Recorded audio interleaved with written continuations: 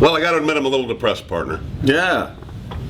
Am I doing the crab foo thing right? You're going to have to get lower. You get lower, but one of the true characters in the Seahawks, and a guy who I think, of the guys they brought in, and the guys that have become a part of this new Seahawks team, he was definitely, this feels like a member of the family kind of being traded away. John Moffitt was traded to the Cleveland Browns for Brian Sanford, who's a 6'2", 280-pound defensive end who's played 5 games in 3 years in his career. And the sense that we're getting out of this is that this maybe had more to do with disappointment in Moffitt than trying to get Brian Sanford. Yeah, when you look at it, 5 games in 3 years, that's not a lot. No. So you're not getting a guy who, he's productive when he's in there and just looking for an opportunity to start.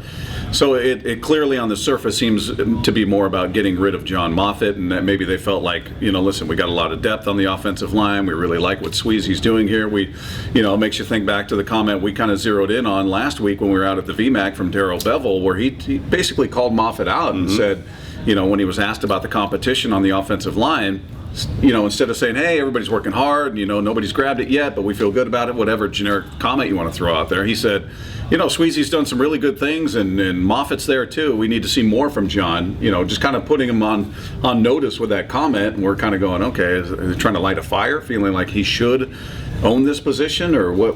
So the writing, I guess, looking back now, was on the wall, that for whatever reason, whether they felt like he didn't take his career seriously enough, or they just felt like Sweezy's our answer and Moffitt wants to start, they made the move. He did have the 1 or 2 off-field things that happened to in Bellevue, which may have weighed into it. We actually talked to Dave Wyman off the air, and we finished the show, and Wyman said he didn't think he had really jumped out and played particularly well also. So it sounded like perhaps a variety of things working against him a little bit.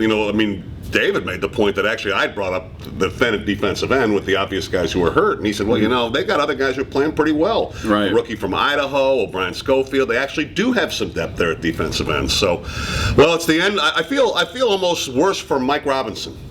And the Mike Robb report, because Moffitt was good for about 30% of his content. He was really the co-star of that whole thing. In a lot of ways, he was. Yeah, so he's taking crab foo, that discipline, to Cleveland now. And they'll love him out in Cleveland. Yeah, the Cleve. Enjoy yourself, John.